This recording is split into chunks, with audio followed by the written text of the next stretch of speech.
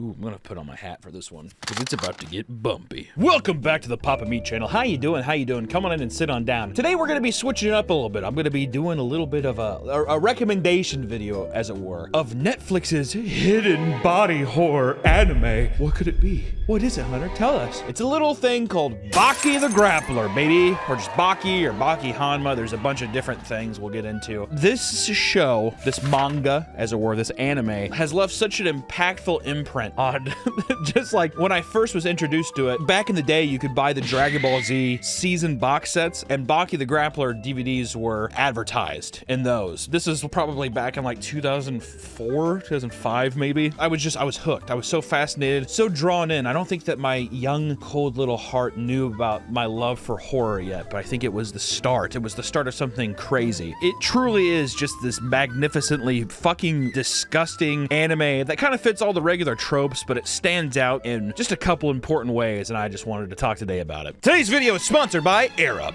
Let's face it, I'm bad at drinking water and staying hydrated. My typical routine is coffee, sodas, and energy drinks. It's horrible! And let me tell you, everybody gets on me for it. Oh, Hunter, you gotta drink more water. You gotta drink more water this, drink more water that. I know! But thankfully, Air Up has come to the rescue. In the morning, I fill up my Air Up water bottle and I put it right on my desk, and it makes drinking water tasty and delicious. Both? Yeah. And it kind of gives me the constant reminder to stay hydrated, kind of sip on it, make sure I'm getting all the water I need. Stay hydrated. It makes my life better, makes my skin clear, and it's delicious. The flavor pods are long-lasting, and it helps me kind of just power through my day mentally by having a nice little relaxing treat. Like right now, I'm sipping on lime, and god damn it. You think there's a whole fucking lime in there. And they got other fruits like mango, passion fruit, cherry, and my personal favorite, orangeade. Air Up is keeping me healthy and alive by making hydration tasty and fun. And my wife, my kids, my mom, my dad, everybody thanks you for it. You're literally the reason I'm still alive. Right now, if you use code PAPAMEAT15, you will get 15% off your order, and you will not regret it. I promise you. Check out the link in the description and stay hydrated. Uh-oh, my piss is clear. Someone's hydrated. My piss is gonna be very clear, actually, from doing this. Thank you to Air Up for sponsoring the video, and back to the video. Just to quickly go over like the overview of the story, this is not the deepest story, but let me just break down at least what it is. Baki the Grappler is an action martial arts manga series written and illustrated by Keisuke Itagaki. It was originally serialized in Weekly Shonen Champion from 1991 to 1999. The story follows Baki Hanma, a teenager as he trains and tests his fighting skills against a variety of different opponents in deadly, no rules, hand-to-hand combat. It's the stereotypical trope. Young boy, Baki, he's a teenager. When the series starts, he's 13. And I think when the series develops over time and it's now releasing on Netflix, I think Baki's 17. It's one of those things where it's 13-year-old boy, ripped as hell. Everybody in the show is just ripped. Everybody's just this Giga Chad walk around. There's nobody is just like, I'm a regular guy. Everyone has giant forearms and it's beautiful. It's a very odd thing. But the whole idea is that Baki wants to beat his father, Yujiro Hanma, who is the world's like most dangerous or most strongest man or whatever. He's a god basically amongst men. And 13-year-old Baki wants to beat his dad. And that's his whole goal in his life is he needs to overcome his father, which feels impossible, but them's is the odds. And it would be a forgettable show, but there's three things I think about this show that I think is vastly important that separates itself from any other anime that I've watched. And those would be the design, the style, the comedy, and the fights. If you're doing an anime, you gotta have the fights, right? Would you say 99% of anime enjoyers, you're just there for the fights, right? I mean, people will be like, it's the story. But I mean, people are like, anytime that I ever talk to anybody about anime, it's always just like, I mean, this season was boring and the fights were fucking like lame. It's like the fights were bad this time around. The integral part of like anime, from what I know, I could be ignorant, Nick. I know there's gonna be a lot of fucking people who are like, it's the fights. Like, that's a big, important part of, like, every anime out there. It's how cool are the fights, how cool are the fucking enemies, all that stuff, right? And I think that this show does it in a very fun way. So, first, let's talk about the style. Keisuke Itagaki is the creator of the show, the artist, all that jazz. He has a military background and mixed martial arts background, so it makes sense that he, like, chose this subject. It's very close and dear to his heart, but it's even more reflective in the style of his art. I mean, if you look at some of the pages in the manga, the way that he draws people is so disgusting that it verges on body horror. I mean, it is, this show is a body horror at heart. I mean, stretching the human body, figuring out, I mean, he knows how to draw human anatomy, but he does it in such a way where it's just the little exaggerations here and there, and then accented by crazy exaggerations where you're like, why would you do that? Why would you do it like that? And then the way that like teeth and gums and all this kind of visceral nature of like the way the human face contorts or eyes, the way that people look around, it's all so animalistic and like barbaric that it totally lends itself to the like very gritty MMA hand-to-hand combat style of the show that's supposed to be people being respectful of each other's martial arts and stuff. And it's supposed to be that all these people are like human, but every character in the show could be so far from any human being that you've ever met in your life. Every martial art, every tactic, everything is pushed to such an extreme in this show that it's just like full throttle stupidity the whole time, and it's so fun. And I think that it works so well too because it's just the story is so simple. The way that people are set up, the way that even like Baki himself, a big part of Baki's aesthetic in the show is that in the Hanma family, remember his dad Yujiro and Baki Hanma, that's their name. They have this thing in their family where their fucking back muscles contort inside their skin and make a demon's face, and that's just kind of what happens with them. They're human, don't forget they're human, but he flexes his back and they're like, oh my god, it's the face of a demon. And then you look at him and you're like, that's a 14-year-old child that's supposed to be doing this. And this all comes from pushing himself to the limit, going out and facing things in the unknown, which the design just lends itself to. I feel like if these people were any kind of more traditional style, a lot of these things just wouldn't work. It would be stupid in the wrong way. Because they're so over the top and grotesque, they themselves kind of allow you to kind of accept anything that comes into the realm of he has to do this. Like let me give you an example. A key example would be Baki has to go to get his back muscles out. He has to go into the forest and kill a giant gorilla demon monkey thing. And what I mean a giant gorilla demon monkey, it's not just like a silverback gorilla just running around. Remember you see those videos where the gorilla goes up and he smacks the mirror? It's not like that. It looks like, actually it almost exactly looks like a 14-foot tall version of the monster in the Creepshow skit where the monster is under the staircase at the college. It's this demonic, crazy monster gorilla thing that he has to fight out in the woods, and he has to push his body to the limits of basically life and death. And he does that through training and stuff, but he fights this gorilla and he ends up becoming friends with it after he beats it. It's just so stupid. It's so stupid, but the entire time we're just like, hell yeah.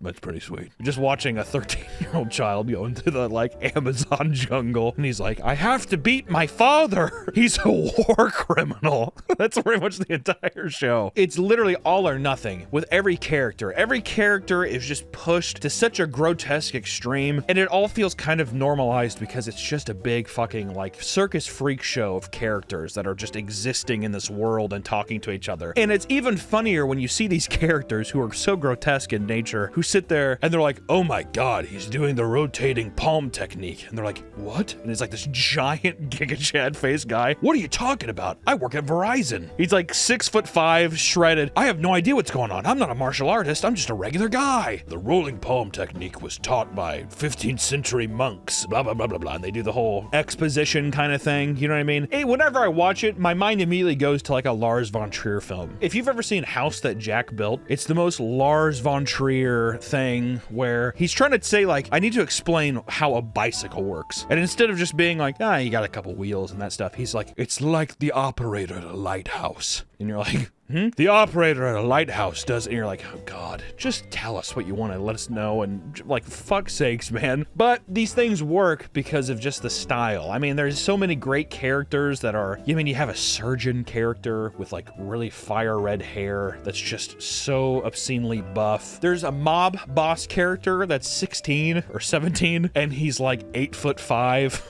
with a full back tattoo, and he's the leader of a mafia, this Japanese like Yakuza clan or something like that, and it all just worked. The style of the show is just beautiful, and they adapt with it, you know, like you see the older versions of the show, and of course it evolves to the newer age stuff, but even stuff on Netflix, which primarily pumps out like cheaper looking stuff. I don't really know their collection of manga, but just in terms of other animation, it's kind of like a cheapo version of stuff. But even in some of the newer things with bolder outlines that maybe reference back to like JoJo's Bizarre Adventure or something, it's it's just very stylized in a great way. A lot of great frames, holds, and stuff that are from the manga that translates over really well into the anime, of grotesque punches, people's anatomy, like people's teeth busting out of their face. There's a great scene where Baki gets imprisoned so he can fight this guy in the US, this large man in the US in this prison system. He has to like prove something to himself, and the guy turns into a ball. He literally rolls up into a ball and he eats Baki. So stupid. God. All the security guards are just like ripped. They're like, oh my God, he turned into a ball. It's just so stupid.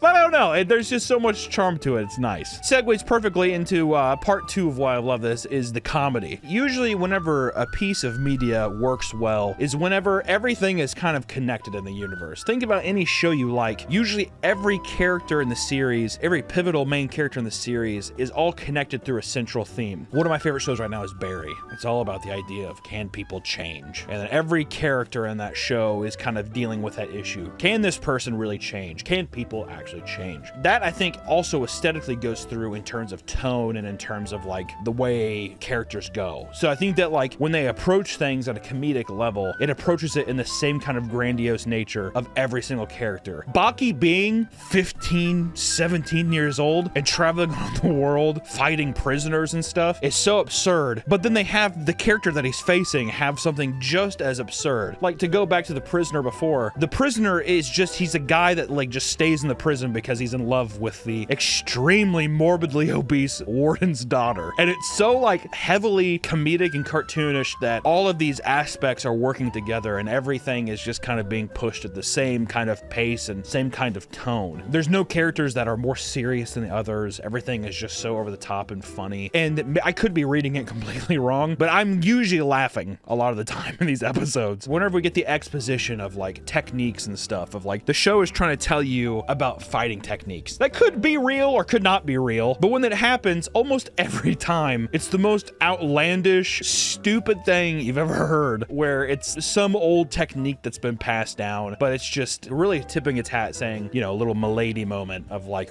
don't take it too seriously, we're just trying to pad the runtime a little bit. All right, that's kind of how it feels. Pretty sure there's also a really funny sex scene of Baki and his girl. It's pretty funny. He like fucking power dives into her pussy. It's really funny. There's just so many great moments, like just a couple that make me think of is, so Yujiro Hanma, Baki's dad, had sex with this billionaire's daughter, and then he had Baki, but then he also had sex with a Russian terrorist or something, like military terrorist, and secretly had another son. And those people are fighting, and then they meet up later in the season to fight each other as like, you know, the bastard versus the actual son kind of thing. And the way they go about it is the guy, the Baki's brother is this like string bean kind of guy, but he just takes chemicals and he just like becomes this fucking freakish monster that just wants to kill his dad. It's just so overtly grotesque, and the show consistently has Yujiro be this heartless piece of shit that you just love to hate, but it's also you just love to laugh with him, because the information is pretty much given like, yeah, by the way, I fucked that lady. That's your brother, by the way. And Baki's like, what? Daddy? No! Other aspects too is in the Netflix series, 5 of the world's most dangerous inmates from like Japan, US, like all over the world, in every part of the world pretty much, break out at the exact same time, and it's an arc that he has to go and fight them. I don't know really what that proves. Every step that he makes to get to his father just feels very like counterintuitive, or it just doesn't feel like, do you really need to do that? Is that gonna do something? It's like Baki's going up and he's like, in Germany, there's a serial rapist that's the most dangerous man, and I have to fight him to prove something to my father. And it's like, do